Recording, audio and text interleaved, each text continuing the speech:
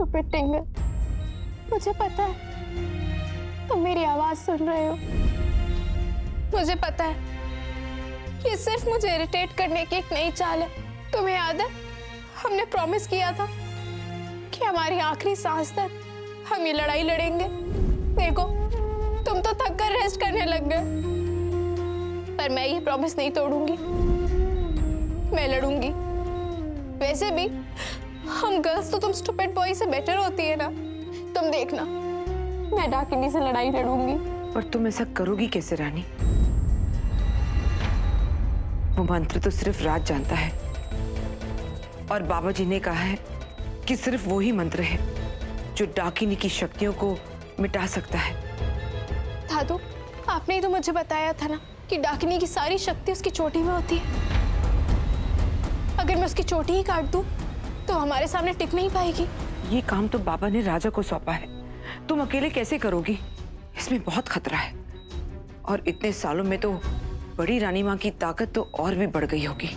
बिना मंत्र के उनके सामने जाना कुएं में कूदने के बराबर है। नहीं नहीं, इसमें बहुत खतरा है। दादू मुझे पता है, पर राज के ठीक होने का इंतजार हम कर सकते हैं, डाकिनी नहीं। और वैसे भी अभी हम वीक हैं, अगर उसने हम पर अटैक किया तो हम और वीक पड़ जाएंगे।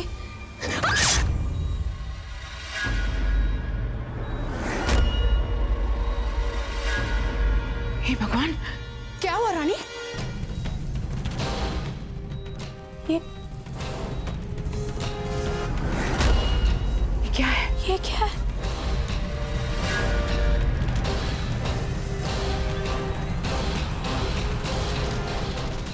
डाकिनी का लेटर।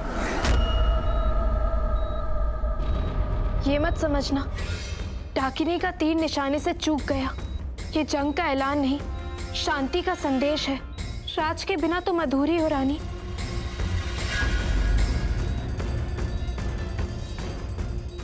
और अपनी शक्तियों के बिना हम। इस वक्त हम दोनों कमजोर हैं। हम इस तरह लड़ते रहे तो जीत किसी की नहीं होगी। लेकिन अगर तुम चाहो तो ये जंग रुक सकती है।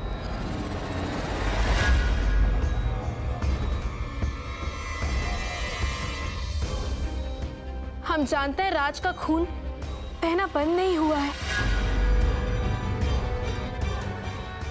होगा भी नहीं, क्योंकि काले जादू की दवा किसी डॉक्टर के पास नहीं होती।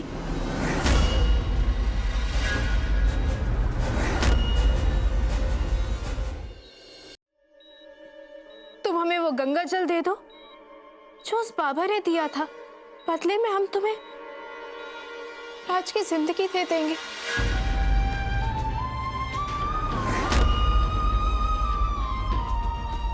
इसका मतलब हमें राज को बचाने के लिए डाकिनी के खिलाफ हमारा सबसे मजबूत हथियार हमें उन्हें देना होगा।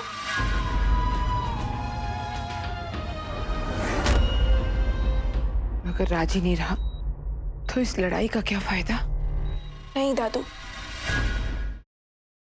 आपके परिवार से बातचीत है आपकी? नहीं करते। कोशिश की मैंने बात करने की, बात नहीं करते हैं। अच्छा, लेकिन आपके ससुराल में आपको बहुत पहले से पूरा पूरा पूरा सपोर्ट है? वो बहुत सपोर्ट करते हैं।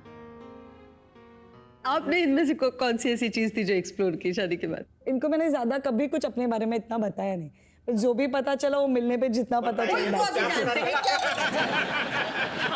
क्या पता चला शादी के बाद? बहुत सारी बातें पता चली। सबसे इम्पोर्टेंट बात थी मैडम जी का गुस्सा। हफ्ते लगते हैं मनाने के लिए, मिन्नतें करनी पड़ती है और मानती है 10 मिनट के लिए और 15वें मिनट पे गुस्सा।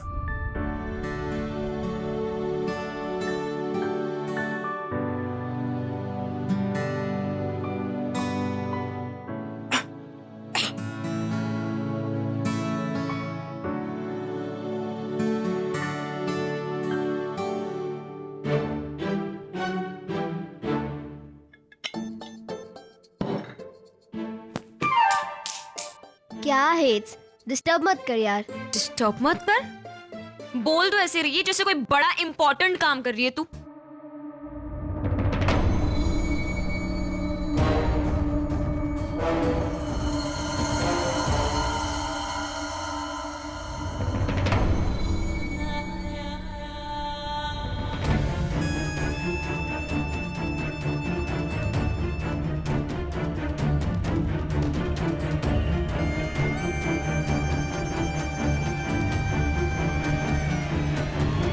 कर रहे हैं आप?